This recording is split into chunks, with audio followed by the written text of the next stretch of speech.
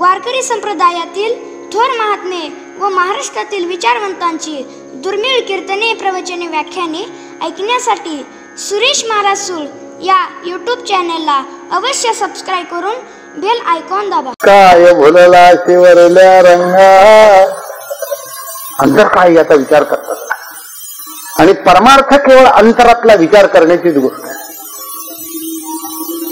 बाह्याचा विचार परमार्थात नाही. तुम्ही काय करता बाहेर, सज्जन कसाही बाहेर काय व्यापार करत होता याचा विचार नाही. अंतःकरणाची वृत्ती कुठे होती?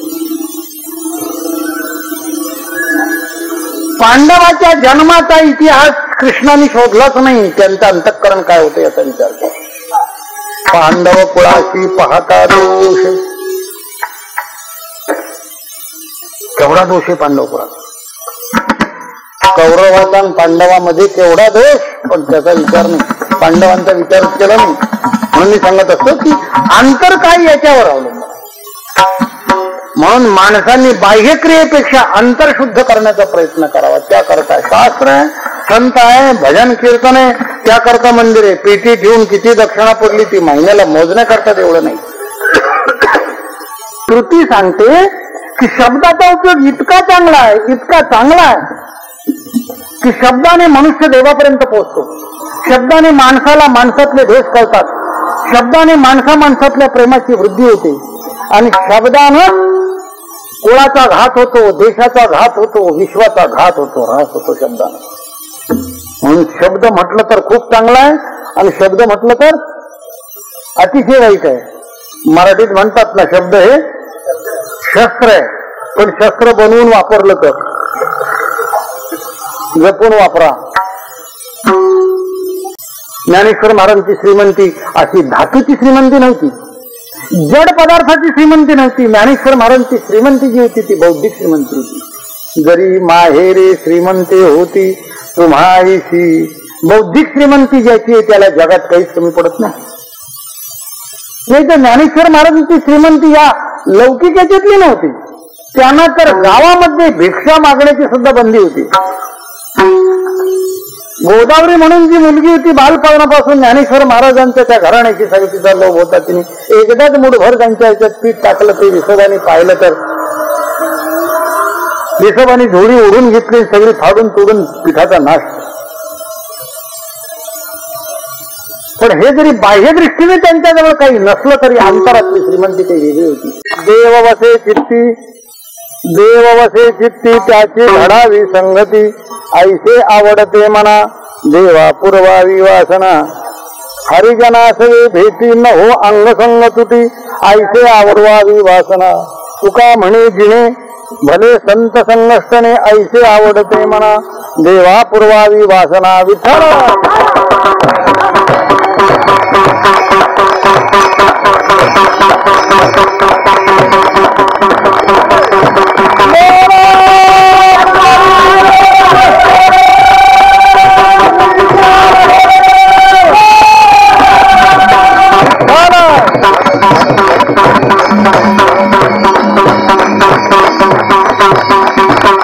देववसे चित्ती, देववसे चित्ती त्याची घडावी संगती, ऐसे आवडते मना देवा पूर्वावी वासना. जगद्गुरु संत श्रेष्ठ तुकाराम महाराजांचा हा अभंग आहे. या अभंगाद्वारा महाराज आपली वासना, आपली इच्छा, आपली अपेक्षा भगवंताच्या जवळ प्रदर्शित करतात. मनुष्य म्हटलं की त्याची अंतःकरण भिन्न भिन्न आहेत प्रत्येकाची, आणि प्रत्येकाच्या अंतःकरणात काय काय असेल काही सांगता. तुमच्या मनामध्ये, तुमच्या अंतःकरणामध्ये काय आहे हे मी तर नाहीच सांगणार, सांगता येणार नाही मला. पण ज्याचं त्याला सुद्धा काही सांगता येणार नाही काय. कारण माणसं खूप बिघडल्यावर मग म्हणतात की यार मला कल्पनाच नव्हती मी इतका बिघडेल म्हणून.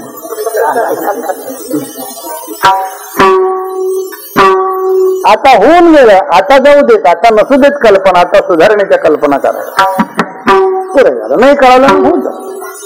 म्हणून काही माणसाकडून ज्या चुका घडतात त्या अनवधानाने घडतात. आणि त्या चुका होऊन गेल्यानंतर मग पश्चाताप करण्यात काही अर्थ नाही. चूक का झाली याचा शोध घेण्याचाही अर्थ नाही. आता पुन्हा होऊ नये याकरता प्रयत्नशील असणं फार गरजेची गोष्ट आहे. म्हणून आपल्या या देशामध्ये दोन गोष्टीला अतिशय महत्व आहे. एक देव आणि दुसरा विश्वास.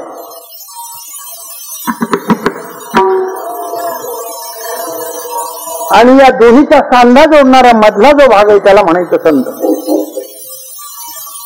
म्हणून महत्वाच्या दोन गोष्टीची फार गरज आहे. आपल्या जीवनात देव नावाची वस्तू ही नुसती कल्पनाच आहे असं मानलं तर त्या माणसाबद्दल काय म्हणावं काही समजत नाही. किंवा कदाचित देव आहे असं लोक म्हणतात पण आपला विश्वास नाही असं म्हणतो.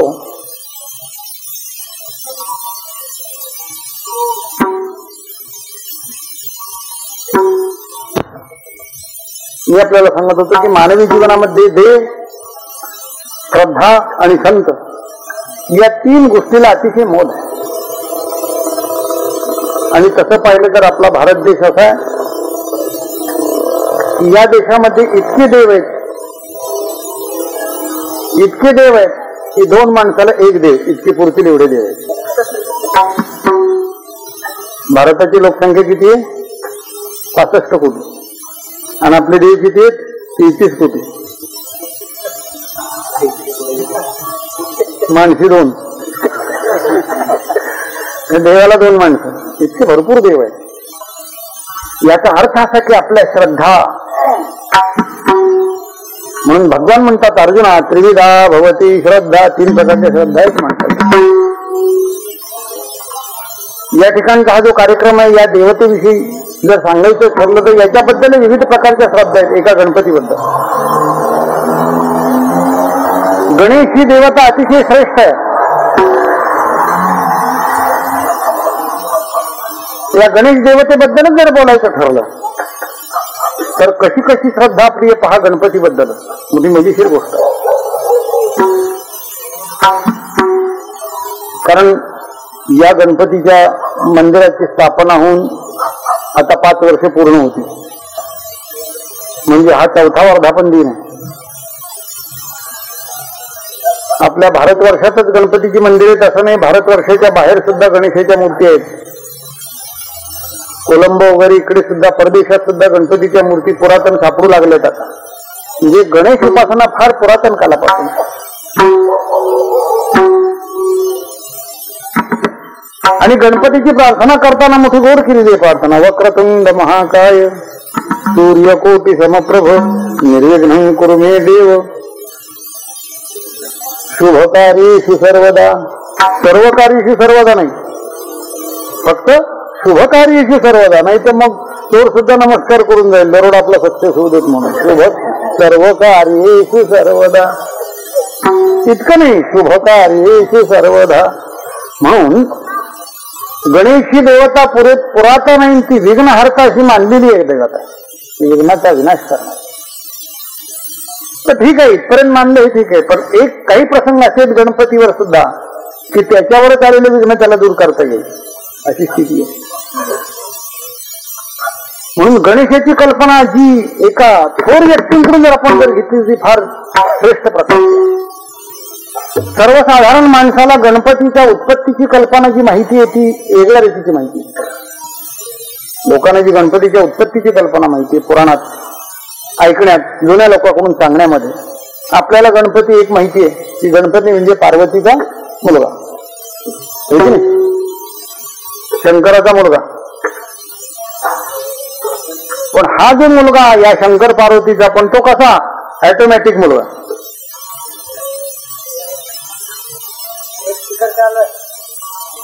ही गणपतीच्या उत्पत्तीची कल्पना आपण जी ऐकली ती मोठी अशी मजेशीर आहे. की गणपती हा पार्वतीचा मुलगा का. पुराणात आपण ऐकलेलं आहे पार्वतीला न्हायचं होतं, आंघोळ करायची होती म्हणून पार्वतीनं दरवाजावर कोणी द्वारपाल बसवण्याकरता आपल्या अंगावरची मळी काढली आणि ती मळी एकत्र केली. तिथे एक मूर्ती बनवली एवढी लहान मुलाची. एवढी मूर्ती बनवली आणि त्या मूर्तीमध्ये संजीवनी विद्येने प्राण निर्माण केला, प्राणाचं आधान केलं आणि ती जिवंत केली. आणि त्या मूर्तीला दरवाजामध्ये बसवलं आणि सांगितलं कोणी आलं तरी हात सोडू नको, मी आंघोळ करते. तितक्यामध्ये शंकर आले. हा मुलगा शंकरांनाही हात सोडे ना. शंकर म्हटले अरे माझं घर आहे, मला हात सोडत नाही. म्हणलं काही असो, आईसाहेबांनी सांगितले कोणी असलं तरी हात सोडू नको. शंकराला संताप आला आणि त्रिशूळाने त्या मुलाचं शिरकाण केलं, शिर कापून टाकलं. याच्या पूर्वीचा भाग मला सांगायचा. बोलू ना. पार्वतीने जी गणेशाची मूर्ती बनवली ती कशी बनवली हे सांगत असताना पुराणात सांगितले की तिने आपल्या अंगावरची मळी काढली आणि त्या मळीपासून ती गणेशाची मूर्ती तयार केली. म्हणजे त्या मुलाची मूर्ती तयार केली. त्याला पूर्वी हत्तीचं शिर नव्हतं. ती जी मूर्ती बनवली असेल पार्वतीने दरवाज्यावरती रक्षपाल म्हणून बसवण्याकरता, ती निदान 1 फूट उंचीची तरी असेल ना. तेवढी मूर्ती बनवण्याकरता निदान एवढी तरी मळी पाहिजे. मला असं म्हणायची पार्वती काय एवढी रद्दी होती काय की वर्ष स्नान करत नव्हती, एवढं तिच्या अंगावरची मळी निघायला.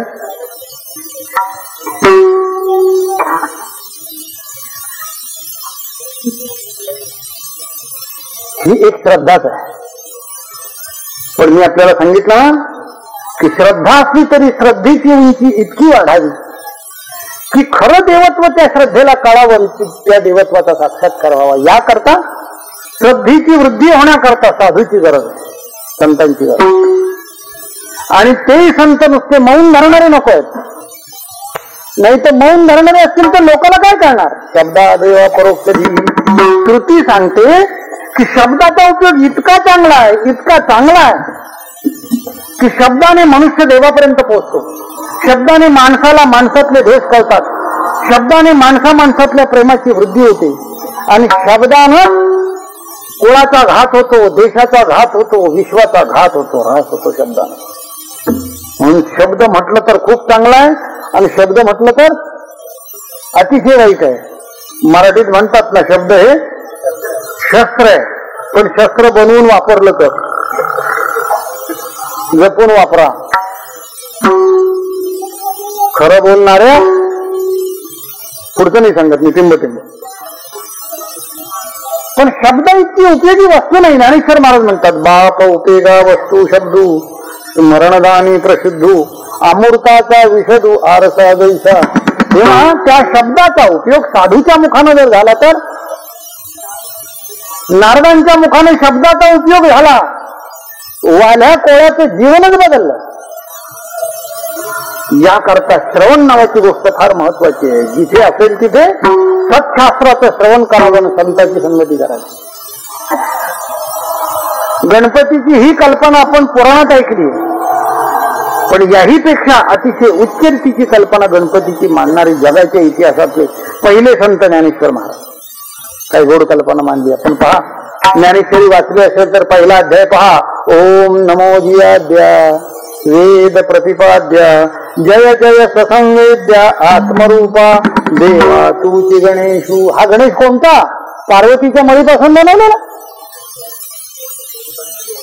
चिखलाचा, शारुमातीचा,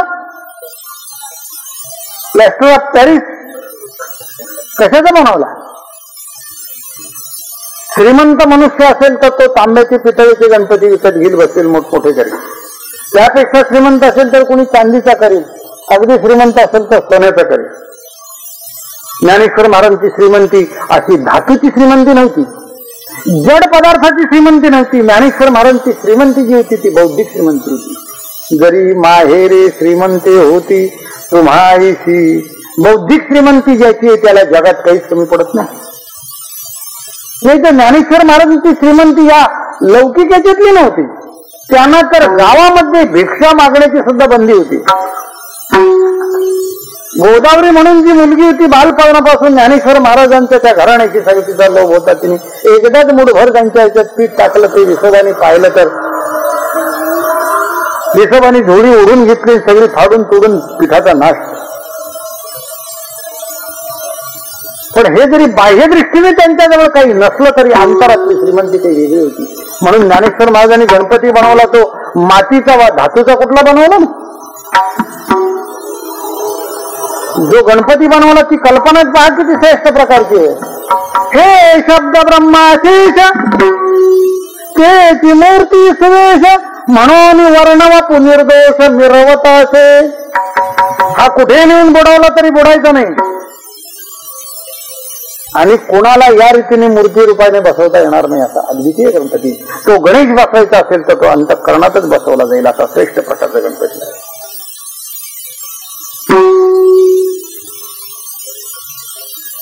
त्यांनी गणपतीची सोंड कोणती, मुकुट कोणता, हात कोणते, पाय कोणते, फुलं कोणती, पायातली घुंगरमाळ कोणती, पितांबर कोणता, सेला कोणतं, इतकं गोड वर्णन केलंय. आपण ज्ञानेश्वरी वाचली ज्यांनी असेल त्यांना माहितीच आहे, पण नसेल वाचली कोणी तर गणपती पाहायचा असेल तर ज्ञानोबारायांनी जो बनवलेला आहे तो ज्ञानेश्वरीच्या पहिल्या अध्यायाच्या नमनातला पहा, अवश्य पहा. तेवढीच श्रीमंती. म्हणून विश्वामध्ये शब्दाचा इतका मोल आहे. तुकोबाराय म्हणतात, तुका म्हणे पहा शब्दाची हा देव, शब्देची गौरव पूजा करू. शब्द हा इतका श्रेष्ठ आहे. ज्ञानेश्वर महाराजांनी या शब्दाची मूर्ती बनवली. दशोपनिषदे कुठे कुठे कशी वापरली, उदारे मकरंदे, ज्ञानोबारांनी मोठं गोड वर्णन केलं. मला आपल्याला सांगायचं आहे की गणपती कल्पना इतकी उच्च रीतीची आहे की शब्द ब्रह्म म्हणजे वेद. जेवढे म्हणून शब्द आहेत वेदातले त्या सगळ्या शब्दाचा, शास्त्रीय शब्दाचा त्यांनी गणेशाची मूर्ती केली आणि 6 शास्त्र 6 हाताच्या ठिकाणी केली. आपण जी गणेशाची मूर्ती बसवतो पाहतो ती 4 हाताची आहे.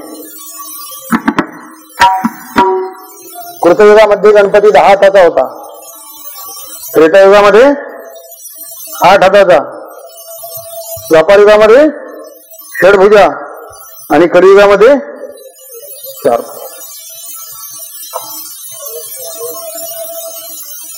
पण जगाच्या इतिहासात असा देवही नाही, असा माणूसही नाही ज्याला 4 हात येतात. चतुर्भुज होतो तो वेगळा, हात नाही कोणाला 4.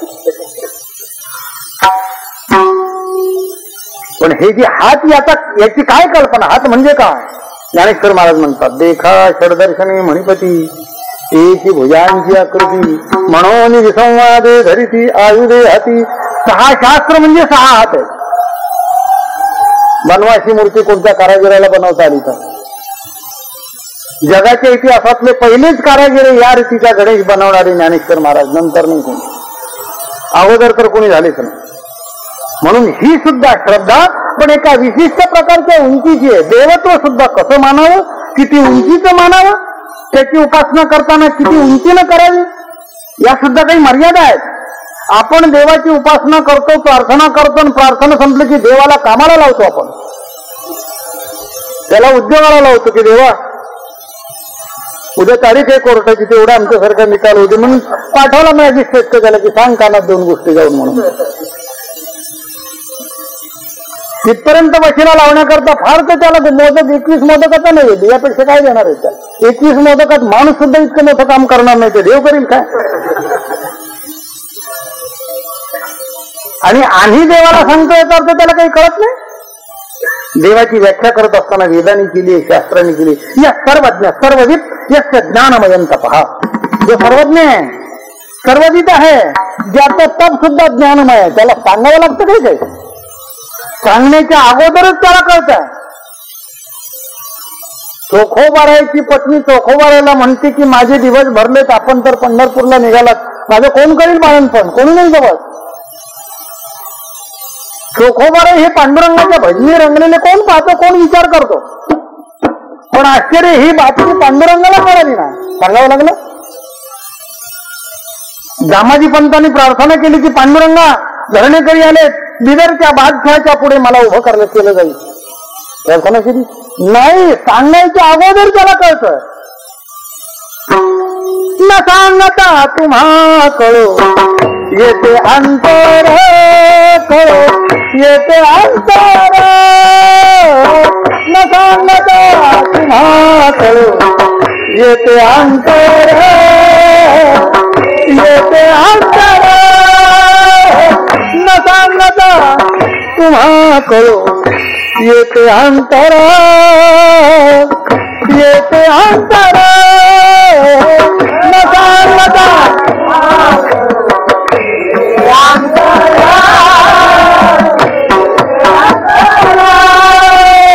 विश्व विश्वंभर परिहार नलगे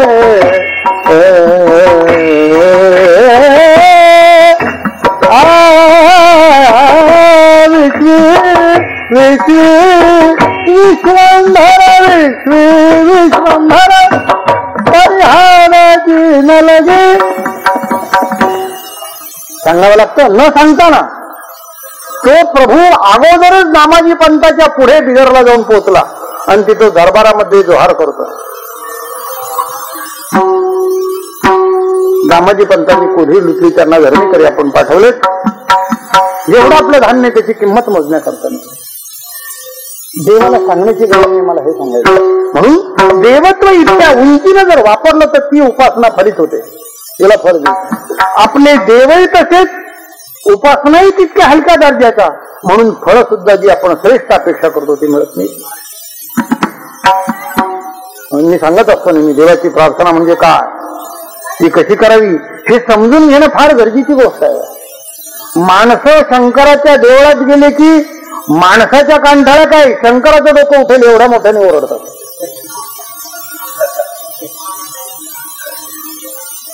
आहे ना, देवळात सुद्धा माणसाला शांतता राखता येत नाही. देवाला शांतता कशाने मिळेल, देव प्रसन्न कशाने होईल त्याचा विचारच करायला तयार नाही माणसं. देवळामध्ये जी रेकॉर्ड लावतात ती अशी की माणसाला आवडत नाही, ती देवाला आवडते. कोण करतो याचा विचार. देवाचा उपयोग आपल्या घरात माणसं जमवण्याकरता माणसं करतात, त्याच्याकरता देवाचा उपयोग नाही. देवाचा उपयोग जीवनाला कृतार्थ करण्याकरता, कुठल्याही प्रतिकूल परिस्थितीमध्ये अंतःकरणाचं समाधान टिकण्याकरता देवाचा उपयोग नव्हे. याही पेक्षा सांगतो की देवाचा उपयोगच कशा करता नाही, फक्त देवाकरता आपला उपयोग आहे, आपल्याकरता देवाचा उपयोग आहे. इतक्या उंचीने जर आपण परमेश्वराची सेवा केली ना, इतक्या श्रेष्ठ रीतीने आपण परमात्म्याची प्रार्थना केली, उपासना केली, तर परमात्मा जे आपल्याला देईल ते इतकं श्रेष्ठ प्रकारचं देईल की जीवनामध्ये आपल्या दुःख नावाची वस्तू स्वप्नात सुद्धा भेटणार नाही. आपली मागणीच वेगळी, आपली उपासनाच वेगळी, आपल्या देवत्वाच्या कल्पनाच वेगळी. देव समजावून घेणं अतिशय गरजेची गोष्ट आहे. देव या शब्दाचा अर्थ काय, या अभंगातला पहिला शब्द कोणता आहे, देवच आहे. पहा, देव वसे चित्ती. हरिपाठातला पहिला शब्द काय, त्यातला मूळ शब्द कोणता, देव. आणि मग देवाचं द्वार. त्या देवाचा अर्थ काय, देव जर कळाला आपल्याला, देवाचं वर्णन जर आपल्याला सांगितलं, तर देवाचं स्वरूप कळलं, तर तो देव कुठे असू शकतो हेच कळेल आपल्याला. कुठे असू शकतो म्हणण्यापेक्षा कुठे नसतो हे तरी कळेल आपल्याला. कबीर महाराजांचा एक विनोदातला भाग आहे, मोठा विनोद. कबीर महाराज प्रवचनात सांगत होते, अनुरेणू में राम भरा आहे. सगळ्या ठिकाणी परमात्मा भरलाय ना. कबीर महाराज फार परखड बोलणार. या भारताच्या इतिहासामध्ये दोनच संतांचं वाङ्मय इतकं परखड रीतीने समाज जागृती देणार आहे. उत्तर प्रदेशामध्ये कबीर महाराज आणि आपल्या दक्षिण विभागामध्ये महाराष्ट्रात तुकाराम महाराज. परखड बोलणार. मुला हिजा कोणाचा ठेवणार नाही, करी शिते देवा करी माझे सुख. याहीपेक्षा सांगू की तुकाराम महाराजांचे शिवे सुद्धा विसरले, माझ्या तोंडाने मला म्हणता येण्यासारखं नाही, ते थोर आहे. कबीर महाराज म्हणतात, एका प्रवचनात सांगत होते की परमात्मा सर्व व्यापी आहे, तो कुठे नाही असं एकही ठिकाण नाही. देवळातच तो बाहेर कुठे नाही असं नाही, सगळ्या ठिकाणी तो परमात्मा भरलेला आहे. अनुरेणू सुद्धा त्या परमात्मा येणार रिकामा नाही. तेव्हा कबीर महाराज सांगत होते, अनुरेणू मी राम भरा आहे. सगळ्या ठिकाणी परमात्मा भरलाय. तेव्हा एक जणांनी विचारलं, महाराज सगळ्या ठिकाणी जर प्रभू भरलाय तर सकाळी परसाकडे कुठे जावं.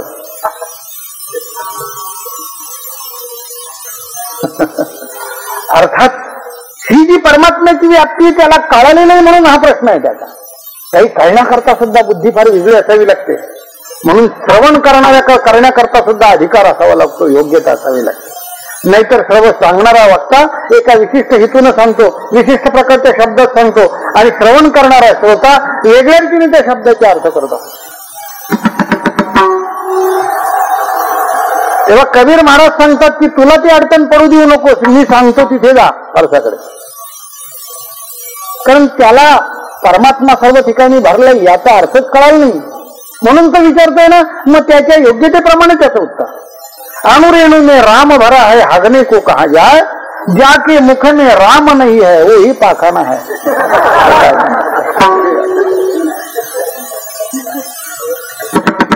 म्हणून हे सांभाळलं पाहिजे फार आपण. अजून इतकी काही माणसं उत्तानपात झाली नाही कुठे परसाकडे बसायला, एवढं फार सांभाळलंय. उपकार आहेत मानव समाजाचे माणसावर. देवळाच्या दारात बसतील माणसं परसाकडे बाजून एकमेकाच्या सांभाळले म्हणून अजून माणूस पुष्कळ बरा. देव ही कल्पना साधुसंतांची इतक्या उंचीची आहे की देव म्हणजे चैतन्य,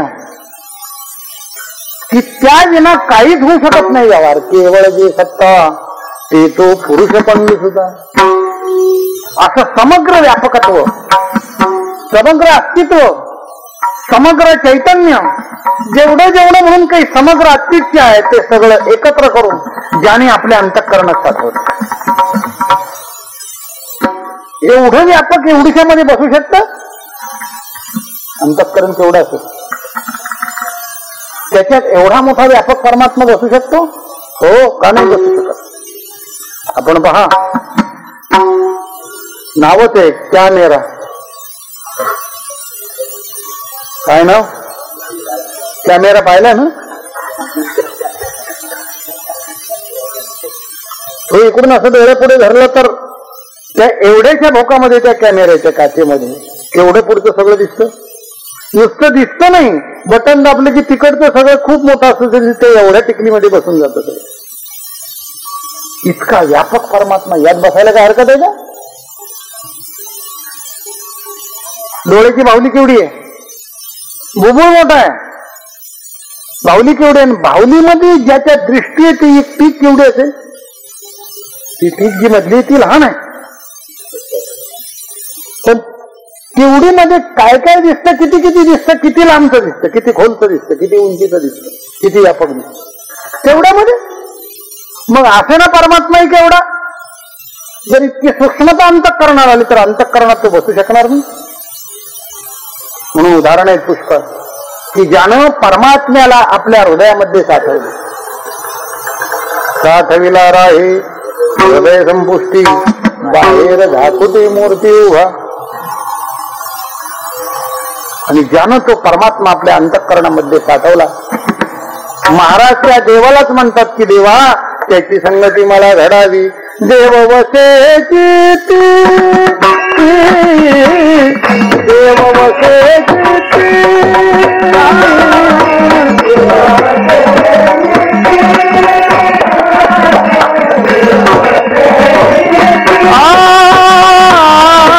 देव वसे चित्ती, देव वसे चित्ती.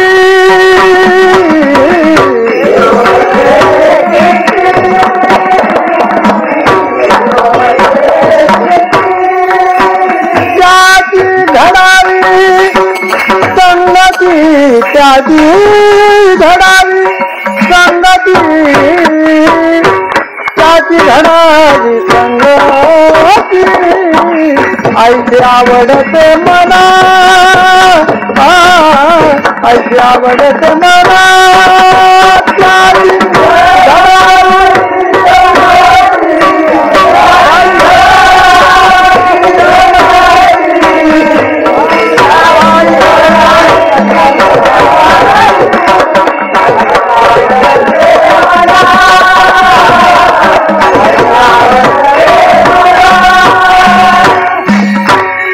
महाराजांची जीवनामध्ये देवाजवळ अपेक्षा एवढी होती. म्हणून देवाला आपल्या संसाराच्या स्वास्थ्याकरता कामाला लावायचं नाही, त्याला ड्युटीला लावून द्यायचं नाही. महाराज देवाला सांगतात की एवढीच अंतःकरणामध्ये इच्छा किती ज्याच्या अंतःकरणामध्ये स्थानापन्न झालंय अशा थोर व्यक्तींची मला संगत केली. आणि त्याकरता तुकाराम महाराज तळमळत होते, माझी जातीचे मज भेटो कोणी आवडीची धनी हेडावया. आमच्या जातीचे आम्हाला भेटावे. महाराज म्हणतात की आमची जात तुकाराम महाराजांच्या जातीच्या कल्पना 300 वर्षापूर्वी किती श्रेष्ठ प्रकारच्या होत्या. तुकाराम महाराजांची जातीची कल्पना ही वृत्तीवर अवलंबून होती की कोणाची काय वृत्ती, जी वृत्ती असेल तो त्या जातीचा आहे. ज्याचा संग चित्ती तुका म्हणे तो ते ज्याचा संग अंतःकरण असेल तो त्या जातीचा. वाल्या कोळी कोणत्या जातीचा होता जर आपण विचार केला तर वेगळा आहे भाग, पण त्याला वेगळ्या समजत होते. आजामेळा कुठल्या जातीचा होता त्याचा संग विपरीत एका विषयाशी झाल्यामुळे त्याला वेगळ्या जमातीचा समजू लागला. म्हणून अंतःकरणाच्या वृत्तीवर माणसाची जात आहे. कदाचित एखाद्या श्रेष्ठ कुलात जन्माला आला असेल तर ही न वृत्ती असेल तर तो त्या जातीचा आहे. वैष्णव सांभार धन्य त्याची माता शुद्ध उभयता पुढे दोन्ही अभक्त ब्राह्मण जळो त्याचे तोंड. त्या कालात एखादा सामान्य असेल तरी काय भुलला शिवरिल्या रंगारे, काय भुलला शिवरिल्या रंगा,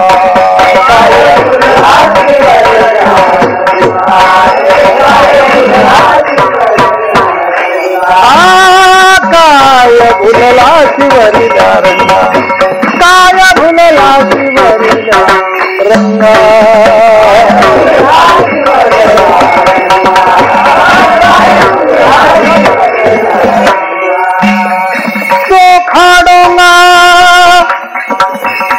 परिभावन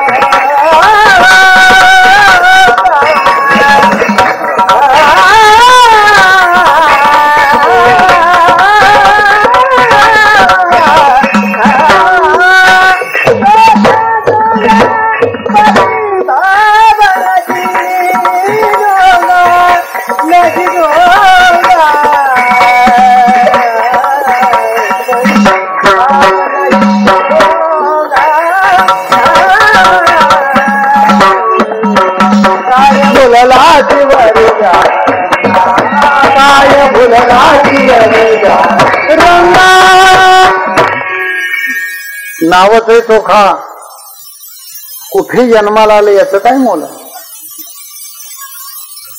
चिखलामध्ये कमळ जन्माला येतं म्हणून ते चिखल म्हणून कुणी त्याला बाजूला फेकत नाही. उकरंड्यावर तुळस जन्माला येते म्हणून काही ती देवाच्या डोक्यावर वाहण्याचं थांबतंय कोणी. साखर उसापासून निर्माण होते आणि उसाला खत कोणतं घालतात त्याचा विचार करून साखर वापरायचं सोडलंय कोण.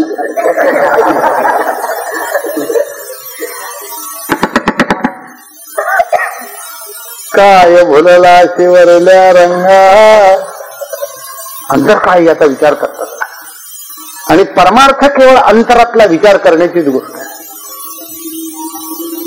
बाह्याचा विचार परमार्थात नाही. तुम्ही काय करता बाहेर, सज्जन कसाही बाहेर काय व्यापार करत होता याचा विचार नाही. अंतःकरणाची वृत्ती कुठे होती.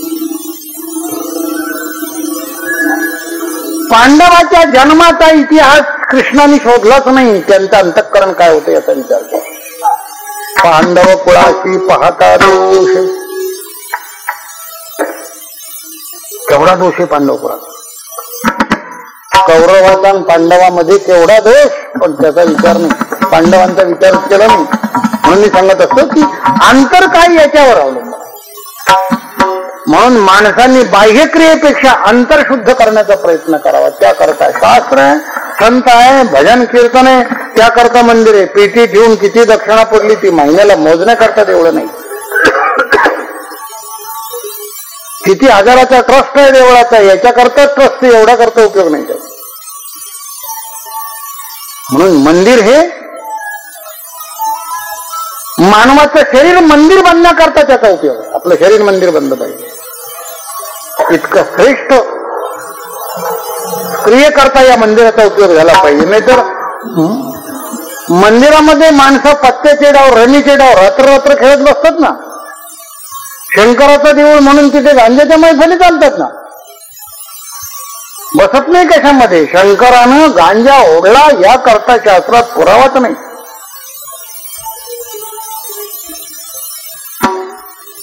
सांगण्यातला हेतू असा की देवत्व ही इतक्या उच्चतरीच आहे की त्या देवाचा उपयोग आपल्याकरता केलाच जात नाही. पण मनुष्य देवाचा उपयोग आपल्या संसाराच्या परिपूर्ततेकरता कशाला कसा होईल याकरताच उपयोग करतो. नाही तर सत्यनारायण कोणी केलेच नसते. संन्यासी केव्हा सत्यनारायण करणार नाही का. अस्माकम सकल कुटुंबानं हे त्याच्याकडे भानगडच नाही. त्याच्याकडे कशा करता. म्हणून या साधुसंतांनी देवत्व जे निवडलं इतक्या उच्च तऱ्हेचं निवडलं. आणि तो समग्र देव, समग्र शक्ती, समग्र सत्ता, समग्र अस्तित्व, समग्र ऐश्वर्य ती ज्या एका ठिकाणी येते, सर्वस्व ज्यानं आपल्या अंतःकरणामध्ये साठवलंय, परमात्मा म्हणतात की त्याची संगती. म्हणून माणसाला वर जाण्याकरता किंवा अधपतन होण्याकरता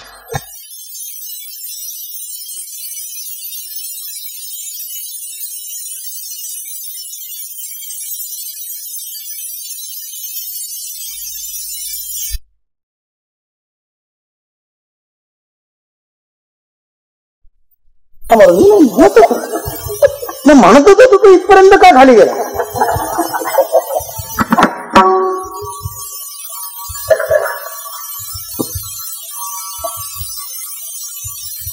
पतन उद्धार संघाचा महिमा, पतन उद्धार संघाचा महिमा,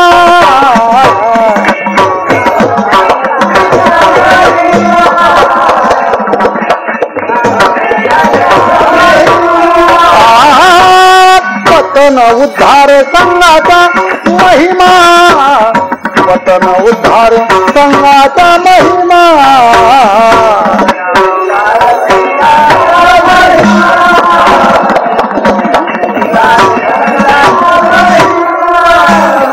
त्याजावे आधमा संत सेवी, त्याजावे आधमा संत सेवी, त्याजावे आधमा संत सेवी,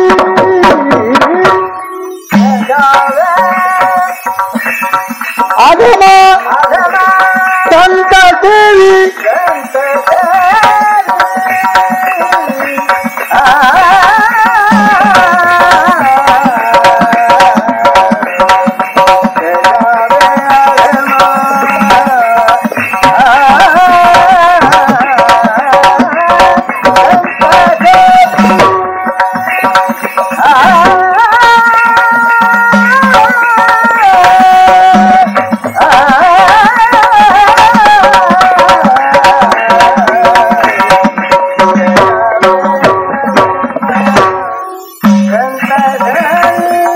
त्याजावे आधमा संत सेवी.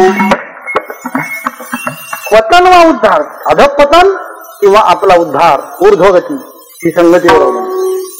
म्हणून ज्याला सज्जनाची संगती करायची त्यानं काही जागा हमखास सोडलंच पाहिजे बसायचं. नाहीतर कर्ण काय वाईट होता?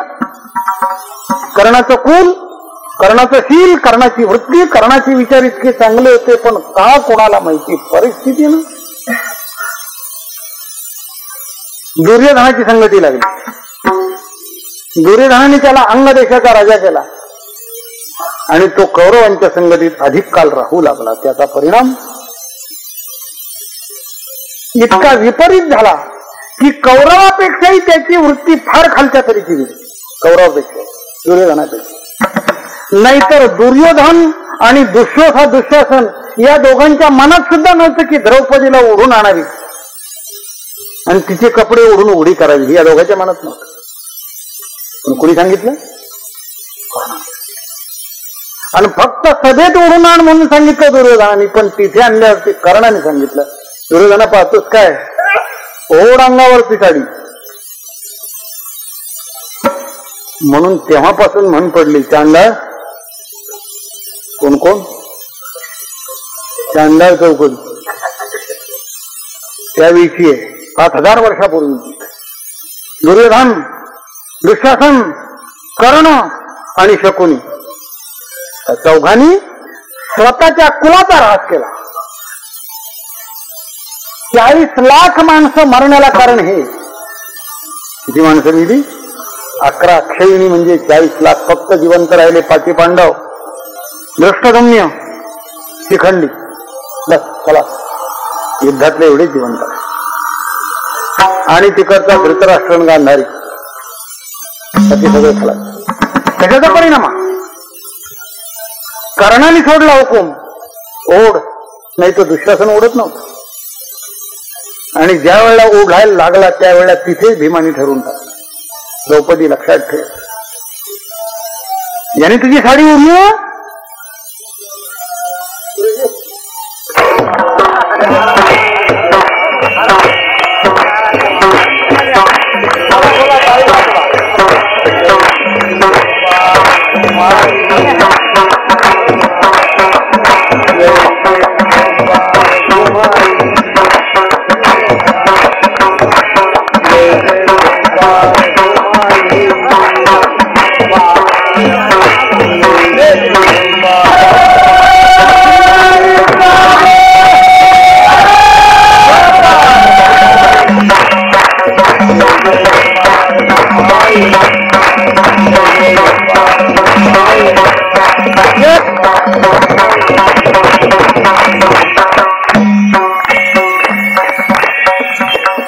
देव वसे चित्ती त्याची घडावी संगती, ऐसे आवडते मना देवा पूर्वादी वासना. महाराज म्हणतात की ज्याच्या चित्तामध्ये देव असतो, याचा अर्थ देव ज्याच्या चित्तात वसतो असं चित्त कोणतं, अशा प्रकारचं असायला पाहिजे. देव कोणाच्याही चित्तामध्ये असू शकणार नाही, कोणाच्याही मनामध्ये देव राहू शकणार नाही. देवाला राहण्याचं ठिकाण, देवाला स्थानापन्न करण्याचं ठिकाण असं काही व्यवस्थित असावं लागतं, शब्द असावं, शुद्ध असावं लागतं, स्वच्छ असावं लागतं, पवित्र असावं लागतं. ज्या अंतःकरणात परमात्मा वास्तव्य करून राहणार आहे ते अंतःकरण कसं असावं? घाण वासनेने भरलेलं, पापवृत्तीने भरलेलं, अश्रद्धेचं मिश्रण असलेलं नाही. तुका म्हणे चित्त करावे निर्मळ, येऊन गोपाळ राहे तेथे. ज्याच्या चित्तातून आसुरी वृत्ती सगळ्या नष्ट झाल्यात, मग परमात्म्याला अंतःकरणातून बाहेर काढण्याचा प्रयत्न केला तरी तो बाहेर जाणारच नाही. देव दौडून घातला बाहेरी, बळे काढून घातला की देवाची आठव करायचं नाही असं ठरवलं तरी होणार नाही.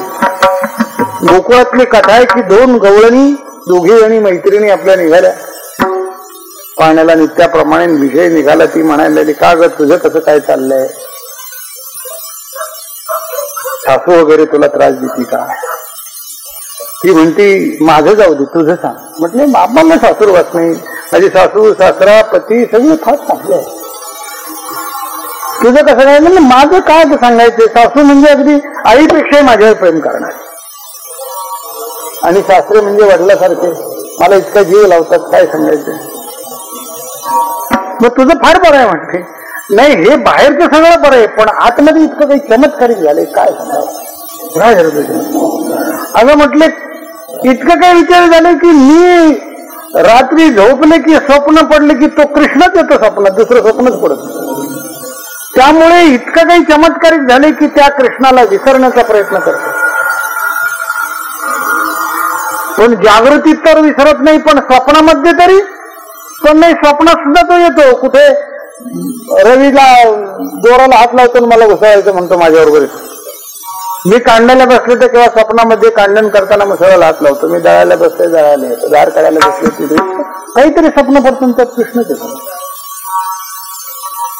त्यामुळे मी इतकी निश्चित आहे की तो कृष्ण अंतःकरणातून कसा जाईल याची वाट पाहतो. ती म्हणते अगं मग तुझं पुष्कळ बरं आहे. मी म्हणते माझं बरं. अगं तुला स्वप्न पडतं, स्वप्नात कृष्ण येतो. निदान तुला स्वप्न पडतं म्हणजे झोप लागते ना, म्हणजे तुला झोप तरी लागते एवढं बरं आहे.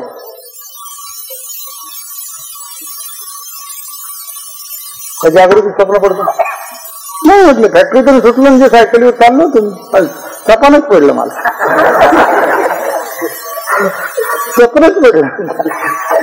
असं सायकल चालवताना स्वप्न पडतं नाही. बसल्या बसल्या खुर्चीवर बसल्या बसल्या झोप लागून डुकली लागेल स्वप्न पडेल का सायकल चालवताना? नाही पडणार. हा म्हटलं काय सांगायचं. मी आंघोळीला गेलो आणि नळाखाली आंघोळ करायला बसलो, अंग सोडतो एकदम स्वप्नच पडलं. असं पडलं काय स्वप्न? जागृतीत स्वप्न नाही पडणार. स्वप्न पडण्याकरता झोप लागावी लागते. झोपेत स्वप्न पडत असतं. तेव्हा ती दुसरी गवळण म्हणते अगं म्हणजे तुला स्वप्नात कृष्ण दिसतो याचा अर्थ तू स्वप्न पडतं म्हणजे तुला निदान झोप तरी लागते. अजून बरं आहे तुझं, पुष्कळ ठीक आहे. माझं ते इतकं चमत्कारिक झालंय की त्या कृष्णाच्या ध्यानानं इतका परिणाम झाले की झोपत नाहीशी झाली. कोणाची भूमिका कृष्ण, झोपत नाहीशी झाली. म्हणून मी प्रयत्न करते तो कृष्ण एकदा मनातला निघून जाईल. पण काय करावं, इतकं त्याने वेळ लावलाय. कसं वेड लाविला काळो गोवंदा, कसं वेड लाविला काळो गोवंदा,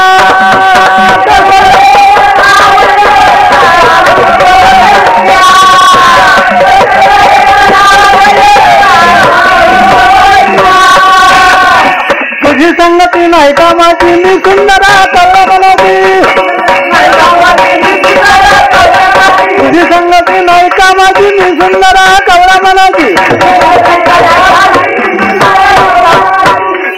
मजा दृष्टी होईल साची तुझी घेईन चर्या, कस वेडा लाविल कान गोवंदा, कस वेडा लाविल कान गोवंदा.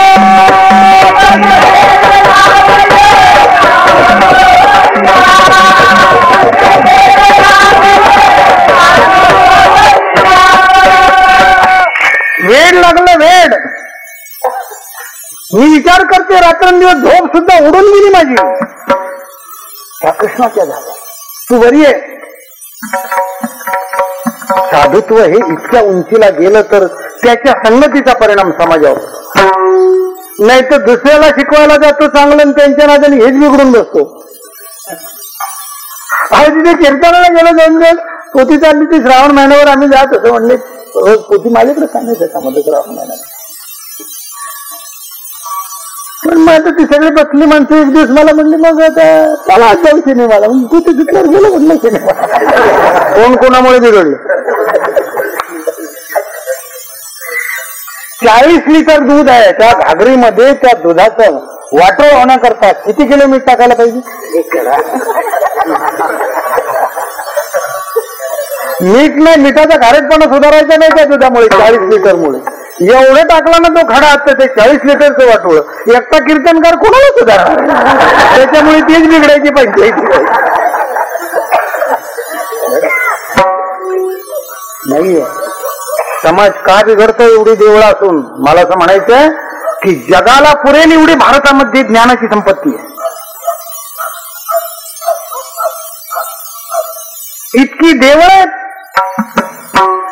आपल्या देशामध्ये की त्या देवळामुळे माणसाने सुधारण्याची शक्यता आहे. माणसाला सुधारण्याकरता इतक्या प्रचार संस्था आहेत, इतकी पुस्तकं आहे की एका एका माणसाला 5-5 पुस्तकं एवढी पुस्तकं आहेत आज देशामध्ये. धर्माची, अध्यात्माची, भक्तिप्रेमाची, विविध प्रकारच्या शास्त्राची. तरी समाज बिघडतो याचं उत्तर काय? का असं होतं? माळ घातलेला आहे तो कोणत्याला काढून ठेवतो आणि पुन्हा नंतर घालतो. कशामुळे? दोन गोष्टी आहेत. एक प्रचारक अपुरा आहे किंवा प्रत्येकाची गॅस्पिंग पॉवर कमी आहे, ग्रहण करण्याची शक्तीच कमी. म्हणून याकरता संगतीची अतिशय गरज आहे. पण नुसती संगती असून सुद्धा उपयोग नाही. त्या संगतीचा परिणाम करून घेणारे परिणामक्षम अंतःकरण असेल तर, नाहीतर उपयोग होत नाही. तुकोबराची प्रार्थना आहे की ज्याच्या अंतःकरणात देव आहे अशा उच्च भूमिकेतल्या सात्विक व्यक्तीची मला संगती व्हावी. आईसे आवडते म्हणा देवा पूर्वावी वासना. केवढी गोड वासना आहे, केवढी इच्छा आहे. नुसती अंतःकरणात वासनाच नाही, देवाच्या पुढे रोज प्रार्थना करतोय, देवा वाईट वृत्ती जाऊ द्या आणि चांगले येऊ द्या. प्रार्थना करून सुद्धा परिणाम काही होतच नाही. हा परिणाम होण्याकरता ग्रहणक्षम अंतःकरण हवंय. आणि ते ग्रहणक्षम अंतःकरण होण्याकरता अंतःकरणाची हळूहळू हळूहळू शुद्धी करणं गरजेची गोष्ट आहे. आपण आपलाच विचार करण्याची गोष्ट आहे. लोखंड परिसाला लावल्यानंतर सोनं होतं. ही लोखंडाची क्षमता आहे, ती परिसाचा क्षमता आहे, पण परिसाचा गुणधर्म आहे. पण अजून असं होत नाही की गणपतीच्या पायाला हात लावला की सिगारेट सुटला, असं आहे का? मग तो देवाला याप होईल फार, असं नाही. त्याकरता आपण स्वतः प्रयत्नशील असणं गरजेची गोष्ट आहे. आणि हे प्रयत्न आपले पूर्ण होण्याकरता, त्या प्रयत्नाचं सातत्य टिकण्याकरता त्या व्यक्तीचा सहवास पाहिजे की जे आचरणशुद्ध माणसं आहेत, आचरणशील माणसं. तुकोबरा म्हणतात आईसे आवडते म्हणा देवा, याच्याशिवाय कोण करू शकेल? तुझं करतो अकर्तो मान्यता करतो सामर्थ्य आहे. तू जर मनात आणलं तर अशा योग्य व्यक्तीची संगती देशील. आईसे आवडते म्हणा देवा पूर्वावी वासना. म्हणून आपल्या अंतःकरणामध्ये जागृत वासना चांगला वागावा असं वाटत असलं तरी सुप्त वासना अशा आहेत की त्या वाईटाचा परिणाम करून जातात. म्हणून चांगल्या वासनाला ते धडकून जातात. नाहीतर माणसाचा स्वभाव सर्वसाधारण 100 माणसाची आहे. हजारातली 1000 माणसाची की त्यांना खूप वाटत असतं की आपण चांगलं वागावं.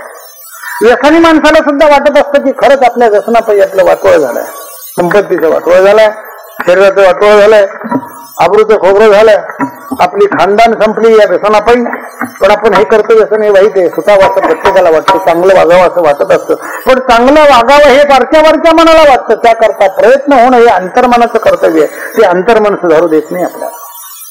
म्हणून याकरता सर्व शक्तिमान सर्व सत्ताधीश परमात्म्याची प्रार्थना करण्याची गरज आहे. तुकोबारा देवाला म्हणतात आईसे आवडते म्हणा देवा पूर्वावी वासना. तू केलं तर होईल. जसं नामदेवराय देवाला म्हणतात ना, नामा मन केशव राजा, नामा मन केशव राजा, नामा मन केशव राजा, नामा मन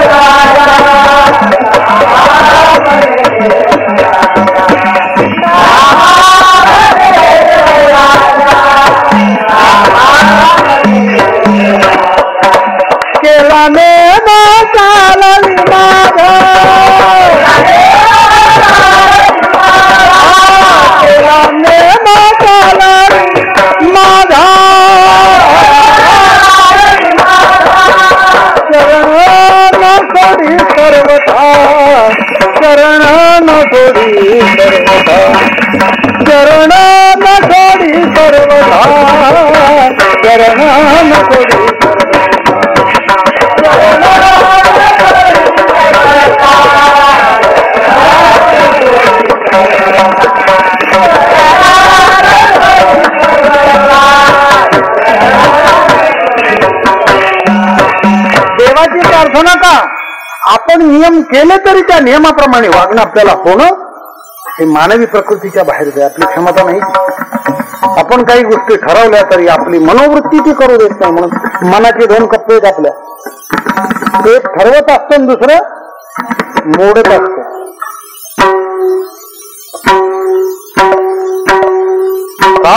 रात्रीचं तुम्ही कीर्तनला दिसलं नाही, तुम्ही तर म्हणलं होतं. अहो काय सांगायचे, 8 दिवस झाले कळा सांगलीला गणपतीच्या मंदिरामध्ये कीर्तन आहे म्हणून असं आम्हाला अगोदरच काय होतं नाही. त्या कार्यकर्त्यांनी घरी येऊन सांगितलं होतं. तेव्हापासून ठरवलं कीर्तनाला जाय, कीर्तनाला जाय, कीर्तनाला जाय, कीर्तन काय ठरवलं. मग तुम्ही रात्री दिसलं नाही, काय झालं नाही, काय निघायचं ठरवलं सरळ असं निघायचं. मला काय सांगितलं होतं मोटरसायकल बाहेर काढ म्हणून, ते सांगितलं. पण काय त्याच्या वेळेला संध्याकाळच्या वेळेला असं काय झालं की एक मन म्हणायला लागलं जायचं आणि एक मन म्हणायला लागलं नाही. एक मन आणि एक मन, बघा किती मन होती. आता रसिकेत चालू, डावी उजवी.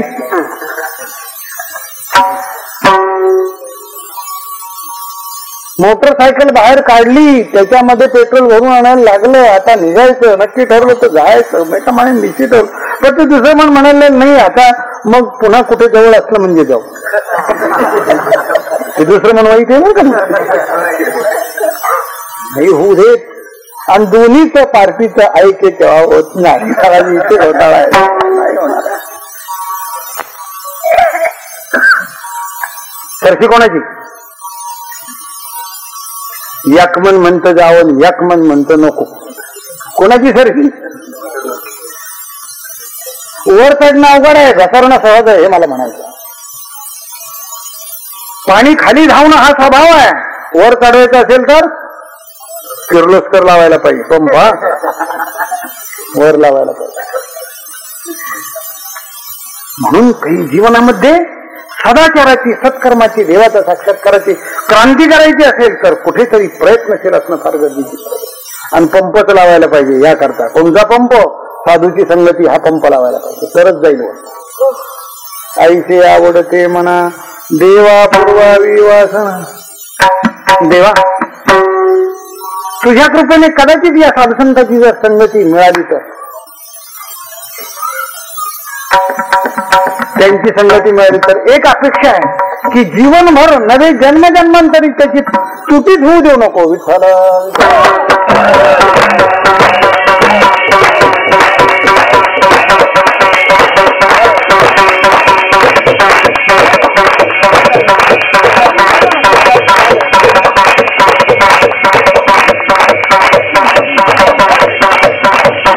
भेदी हरिजना सरे भेदी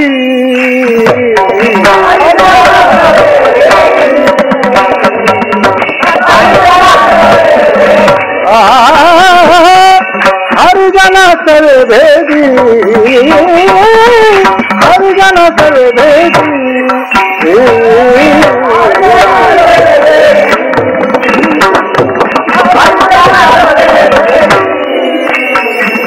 नहुआंगा संगा तुटी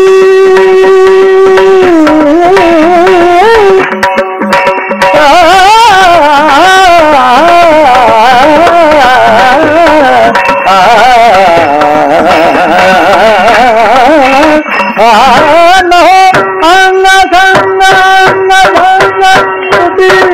संगा तुटी नहुआंगा संगा तुटी आवडते मना आवडते मना. महाराज म्हणतात की देवा जर कदाचित अशा थोर सत्पुरुषांची भेट झाली तर, महाराज सत्पुरुषांना, संतांना, ज्यांना देवाचा साक्षात्कार झाला त्यांना एक नामाभिधान करतात, शास्त्रीय नामाभिधान. म्हणून तिसऱ्या चरण शब्द वापरलाय, हरिजना सवे भेटी. हरिजन मोठा भारी शब्द आहे, मोठा मोलाचा शब्द आहे की हरिजना इतकं या भूतलावर व्यक्तिमत्व कोणतं श्रेष्ठ.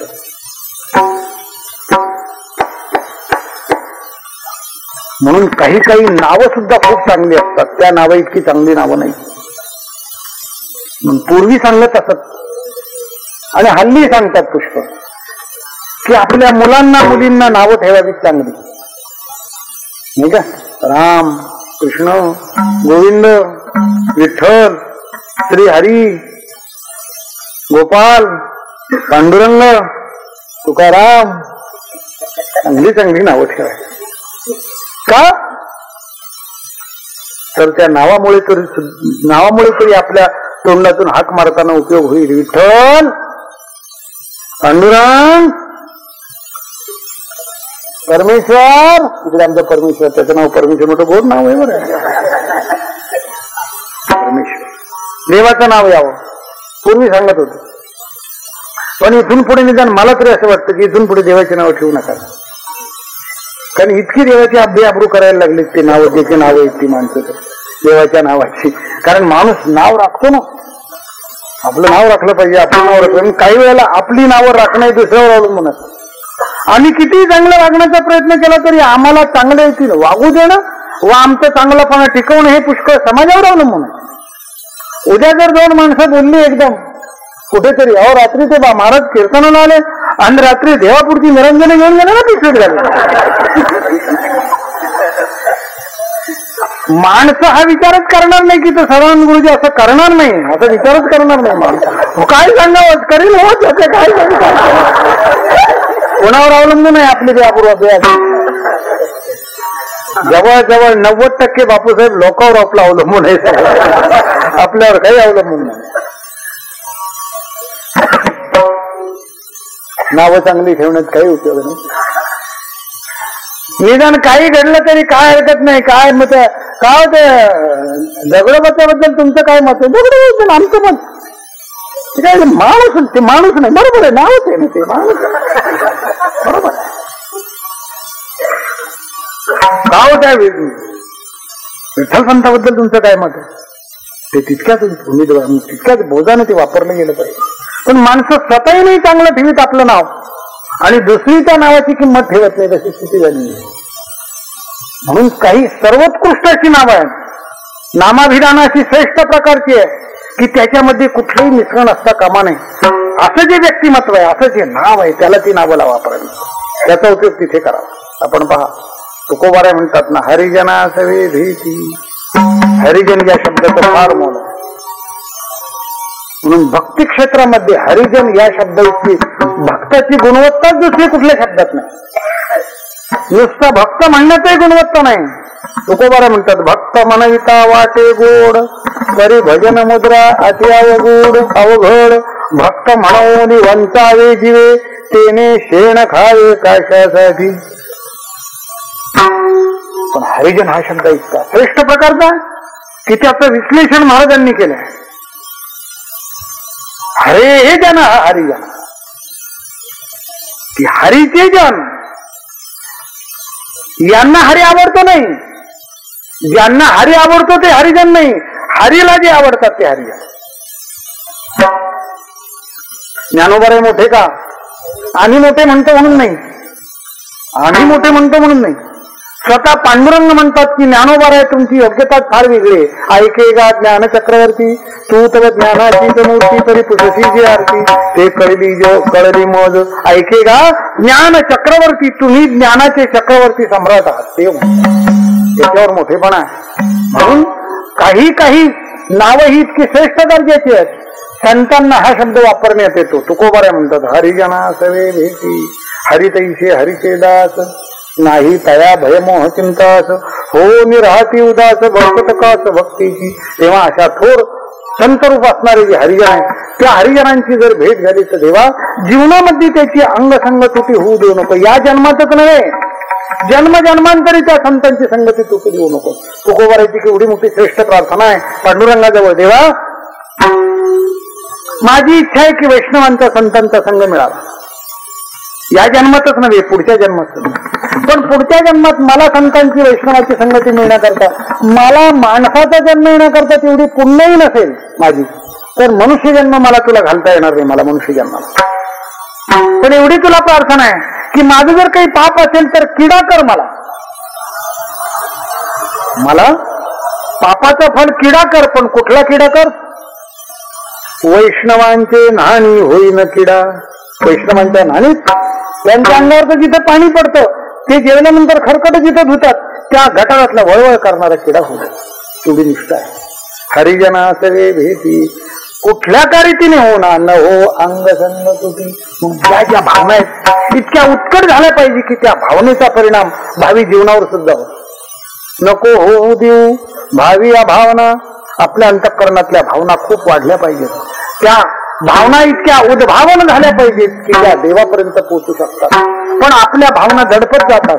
देवाच्या पुढे गेला किंवा काही असं ऐकलं की डोळ्यातून पाणी येतं, पण दुसऱ्या क्षणाला ते संपून जातं. ज्या वेळेला पंढरपुरात गेलं म्हणजे असं वाटतं की खरंच वारकरी मंडळींच्या सहवासात राहावं, काय चांगलं आहे महाराज. काही काही माणसं आम्हाला भेटतात, महाराज काय सांगू, असं वाटतं की काय तुमचं खरंच चांगलं. आपण म्हणलं तुमचं काय नाही नाही आता काय सांगायचं आमच्या मागे इतका व्याप, आमची कल्पना तुम्हाला नाही तेच बरं. कल्पना सुद्धा नको नाही तुमच्याकडे पाहिजे असं वाटतं, तुमचं ते ऐकलं म्हणजे काही वेळेला बसणं असं वाटतं की तुमच्या बरोबरच यावं, मग चला बघितलं काय नाही. मग आता रिटायर झाल्यावर तसाच विचार, पण ते रिटायर झालं की का तुम्ही रिटायर झाल्यावर येणार होता ना? नाही मला वाटलं तर रिटायर झाल्यावरती आता आपण मोकळं होऊ, पण रिटायर झाल्यावर दुप्पट कामं, मग फारच कामं घरची लोकांची सगळी मग कामं इतकी असतात. तेव्हा आपण केलेले संकल्प सिद्धीला जाणं आपल्या हातात नाही, ती प्रभूचीच प्रार्थना करावी लागते.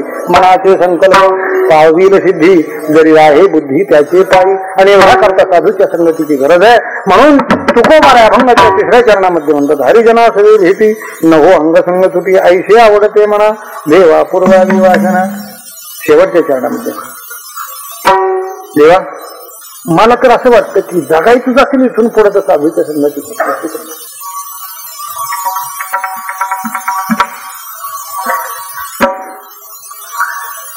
एका ठिकाणी मोठं गोड वाक्य आहे की पाणीच व्हायचं असेल तर डबक्यातलं नको.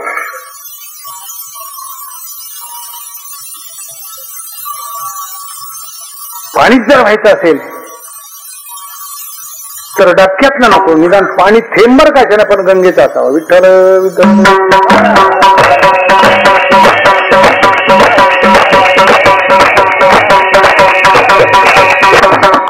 भागीरथी का बुंद भला क्या खिल्लर का पाणी. भागीरथीचा एक थेंब मला डबक्यात साचलेलं हौदभर पाणी असलं तरी त्याचा काही उपयोग नाही. भागीरथी का बुंद भला क्या खिल्लर का पाणी. संतन की तो दासी बनी क्या राजा की राणी. उपयोग एक काही त्याचा. ऐश्वर्य उपभोगायला मिळेल पण कृतार्थता पदरात पडणार नाही. या संतांना ऐश्वर्य नाही मिळालं पाहिजे, पण आज जे लौकिकाचं ऐश्वर्य आहे ते कोणी हातबल करायचं ठरवलं तरी होऊ शकत नाही. ज्ञानदेव चतुराक्षरी जपहा करी तू सर्वज्ञ. ज्ञानात ज्ञानाविरहित ब्रह्मप्राप्तीची संज्ञा. इंद्र येऊन या भूमीशी याग संपादिले अहर्निशी. इंद्रायणी इंदुरीशी पंचक्रोशी त्यापासून. तेव्हा तुकोबाराय म्हणतात की या संतांची संगती मिळावी आणि जीवन त्याच्यामध्ये समाप्त व्हावं याची इच्छा आहे. जीवनभर त्यांची संगती सुटू नये. आणि देवा आता असं वाटतं की जगायचंच असेल तर संतांच्या संगतीमध्ये, म्हणून शेवटच्या चरणामध्ये महाराज म्हणतात तू का म्हणे जीवे तू का म्हणे जीवे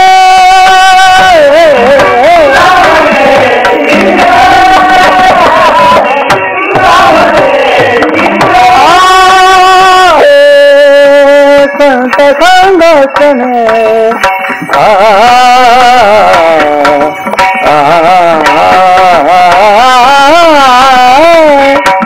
भले संत संगतने भले संत संगतने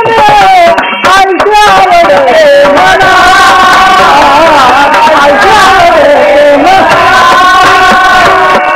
महाराज म्हणतात की जीवन असं वाटतंय की संत संगतीमध्येच भलं. म्हणून साधू संतांनी ठिकठिकाणी सांगितले संत संग धरा तुम्ही हरिभजन. औरंगाबादला ज्यांची समाधी मुद्दाम जाऊन पहा. नाथपंथी साधू त्यांचं नाव आहे निपट निरंजन. पूर्ण पुरुष होऊन गेले, त्यांची समाधी आहे. ते सांगतात जगामध्ये सगळं मिळेल. तात मिले पुनिमात मिले सुख भ्रात मिले युवती सुखदाई. राज मिले गजबाज मिले सबसाज मिले मनोवांछित पायी. लोक मिले विधी लोक मिले सुरलोक मिले वैकुंठ विजाई. कहे निपट निरंजन लाल सब कुछ मिले परिसंत समागम दुर्लभ रे भाई. संत संगती दुर्लभ आहे. जिथे जिथे सत्संगती मिळेल तिथे जाण्याचा प्रयत्न करा. आणि एखाद्या सत्संगती एखाद्याची जर मिळाली सत्संगती तर तो आपल्यापासून दूर जाऊ नये असं वागायला शिकाय. एवढं नाहीतर आपलाच मी तेव्हा त्या एखाद्या सज्जन माणसाला की 5 वर्ष झाली यांच्याची संगती केली तर हे काही सुधारत नाही, शेवटी आपल्या यांच्यापासून दूर राहिलेलं बरं असं त्याला वाटू नये. तुकोबारा म्हणतात देवा जीवन याच्यामध्ये जावा अशी इच्छा आहे. तुका म्हणे जीवे जिने भले संत संगष्टाने, संताच्या संगतीत जीवनाची सार्थकता आहे. देव सुद्धा इच्छा करतो कोणाची? नामा म्हणे देवा चला तया धाया. कुठे? महाबळेश्वरला कुठं? का माथेरान पुटकरण. नामा म्हणे देवा चला तया धाया. विश्रांती घ्यावया कल्पभर, विश्रांती घ्यावया कल्पभर. नामा म्हणे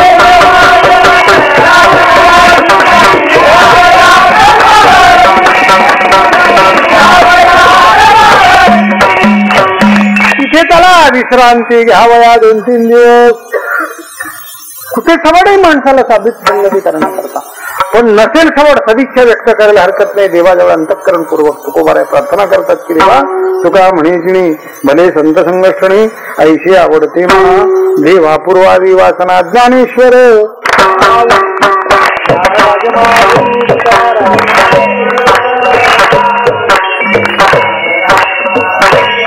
महाराज ज्ञानेश्वर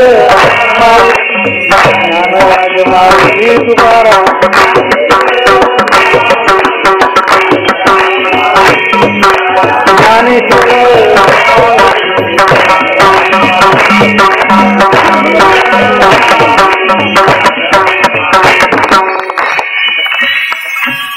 देववसे चित्ती त्याची घडावी संगती ऐसे आवडते म्हणा. देव अपूर्वादी वासना हरिजनाचे भेटी न हो अंग संगती ऐसे आवडते म्हणा. देव अपूर्वादी वासना तुका म्हणे जिने भले संत संगष्टणे ऐसे आवडते म्हणा. देवा पूर्वादी वासना संपूर्ण अभंगाचं तात्पर्य. आपल्या जीवनाचं कल्याण व्हावं असं वाटत असेल तर आपण कुठेतरी मनाचा एक कोपरा तपासून पाहायला पाहिजे की आपलं सात्विक जीवन किती. आणि जर काही अंशात आपल्याला आपलं सात्विक जीवन सापडलं कदाचित तर ते वृद्धिंगत करण्याचा प्रयत्न करावा. ते सात्विक जीवन वाढण्याकरता साधूची संगती म्हणून आपल्या जीवनामध्ये काही अशा व्यक्तीची संगती ठेवावी की त्यांच्या संगतीत आपलं जीवन उंचावे. काही बसण्याची ठिकाणं अशी ठेवावी 24 तास आपण त्या ठिकाणी बसून आपला प्रपंच चालणार नाही गोष्ट खरी, परंतु जीवन उंचावण्याकरता काही ठिकाणं अशी ठेवावी. म्हणून माणसं संकल्प करतात की रोज देवात दर्शनाला जावं, देवापुढे प्रार्थना करावी, घडेल तो दानधर्म करावा, शुद्धाचरणाचा विचार करावा, शुद्ध आचरण करण्याचा प्रयत्न करावा. 12 महिने नाही पुथी वाचले जाणं कटारा अमावस्या संपल्यावर श्रावण महिन्यात तरी तिथे आताही. आणि देवळात आल्यानंतर देवळातल्या सारखं तर निदान देवळात असेपर्यंत वागावं असं मला म्हणायचं. नाहीतर असं देवळात सुद्धा चोऱ्या होतात. म्हणजे इतकं तरी निदान बिघडण्याचं काम नाही आहे पर्यंत पाहावे पाहिजे आपण. आणि हे सगळं कळण्याकरता साधूची संगती. तुकाराम महाराजांची संताबद्दल इतकी श्रद्धा की संतांच्या संगतीत काही नाही केलं, नुसतं त्यांच्या चरणाजवळ पडून राहिलं, नुसतं संगती सहवास जरी लाभला तरी बदलून देईल काही सांगता येत नाही. पडून राहीनते ठाई तुझी संतांची पायी नमगे न तरी काही तुझी आण गा विठोबा. स्पर्श झाला तर काय बदल होईल काही सांगता येत नाही. एक फकीर होते, अधिकारी फकीर, मोठे थोर पुरुष. तेव्हा एक ग्रस्त त्यांच्याकडे गेलो, हजारो दर्शन जाईल.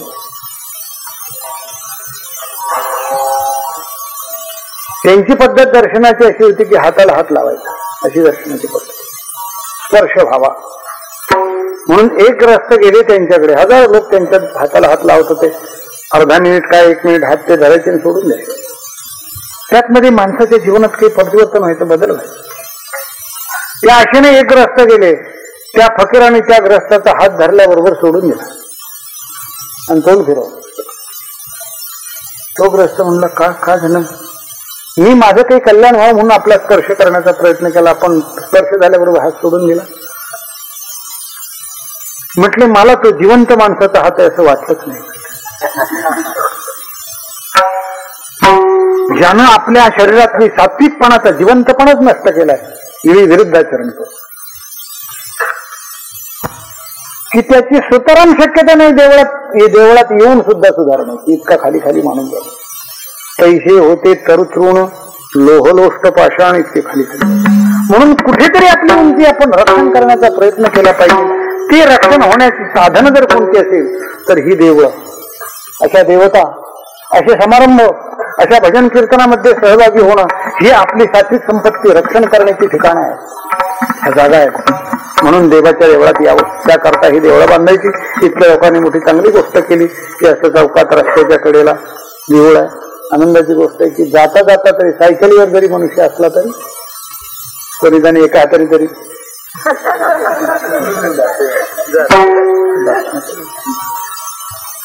मग देवळाच्या पुढून जाताना उगाच पाहावं, देवळाच्या पायरीवर बसवण्याच्या बाजूला कशी कशी माणसं दर्शन घेतात. फार प्रकार काही माणसं इतक्या जोडवे जातील चपला काढतात, चपला लागतील.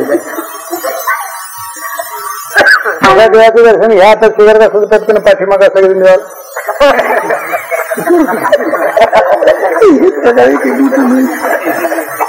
कल्पना असतात. असे नका काही का होईना, हे जरी असलं तरी त्याबरोबर कुठेतरी एक बीज सापडतंय सात्विकतेचं, श्रद्धेचं. निदान अजून देवापुरता तरी मागे सिगारेट लपवतोय, पुष्कळ आहे. दर्शन घेता घेता दोन्ही चप्पला पायातल्या काढायला वेळ नाही, एका पायातली तरी झटक दर्शन घेतलं. निदान आहे सात्विक, चप्पल पायात नसावी हे मान्य आहे त्याला देवाच्या. म्हणून आपण पुष्कळ सात्विक आहोत. महाराष्ट्रातला नव्हे, आपल्या भारत देशातला समाज धर्माबद्दल आदर, संताबद्दल श्रद्धा, देशाचा स्वाभिमान अशी बाळगणारी माणसं आहे. माणूस म्हणून आपण जगणे इतका सात्विक भाव आपण आपल्या ठिकाणी ठेवलाय, तोच वृद्धिंगत व्हावा ही प्रभू चरणी प्रार्थना करायची. म्हणून इथल्या लोकांनी जो हा समारंभ ठरवला, खरोखर त्यांना धन्यवाद आहे. तुका म्हणे जीने, तुका म्हणे जीने, तुका म्हणे जीने, तुका म्हणे जीने, तुका म्हणे जीने, तुका म्हणे जीने, तुका म्हणे जीने. एकांत संगतने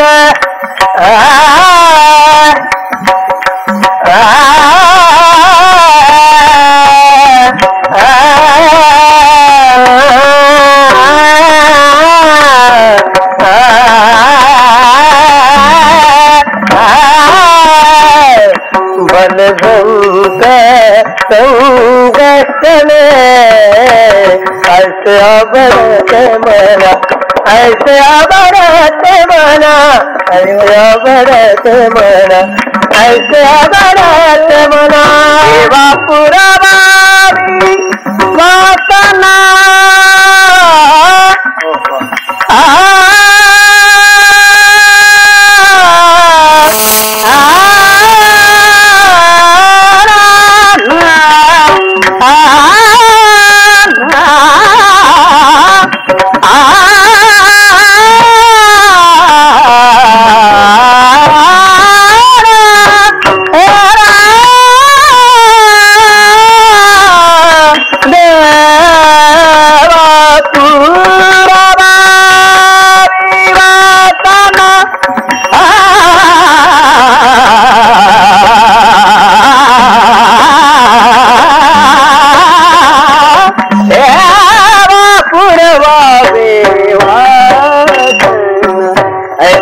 आवडते मना ऐसे आवडते मना ऐसे आवडते मना ऐसे आवडते मना